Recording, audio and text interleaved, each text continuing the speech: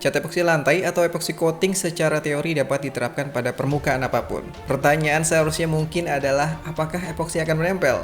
Lantai kayu tentu saja bisa dilapis menggunakan cat epoksi. Dengan sebelumnya kita harus mengamplas permukaannya untuk hasilkan permukaan agak kasar, membuka pori-pori kayu, seperti halnya pada permukaan beton. Tapi tantangannya adalah papan kayu di lantai Anda juga harus sangat kokoh di tempatnya. Artinya tidak boleh lentur ketika diinjak, apalagi sampai berbunyi decit karena longgar atau memiliki celah dan tekukan antar papan. Jika Anda bersikeras ingin melapis lantai kayu dengan cat epoksi lantai, mungkin kondisinya tidak sebaik jika diaplikasikan pada lantai beton. Jadi saran bijaknya, lantai kayu tidak dianjurkan untuk di coating epoksi. Tapi jika Anda siap dengan resikonya, mari kita lanjutkan pembahasannya. Masalah inherent dengan lantai kayu.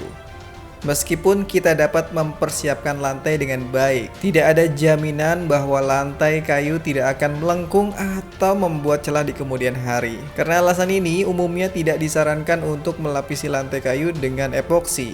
Loh, kok nggak bisa? Bukannya epoksi itu sangat kokoh? Justru karena kokohnya itu bisa membuat epoksi patah. Seperti kaca yang dilengkungkan deh. Saya yakin Anda pernah tahu bahwa papan kayu biasanya mengembang pada suhu yang lebih hangat dan menyusut pada suhu yang lebih dingin. Ini adalah masalah yang tidak pernah berakhir. Dan untuk itu perlu kita cari solusinya ya. Ada sebuah cerita dari seorang rekan kontraktor lantai. Jadi mereka pernah mendapatkan permintaan melapis lantai kayu dengan epoksi. Beruntungnya lantai kayu ditempatkan di atas permukaan beton yang cukup bagus. Mereka mensiasati untuk kayu yang tampak kurang bagus di mana mungkin akan menjadi masalah di kemudian hari, seperti berdecit karena ada celah atau tekukan. Mereka memotong bagian kayu tersebut menjadi bagian kecil dan menyambungnya.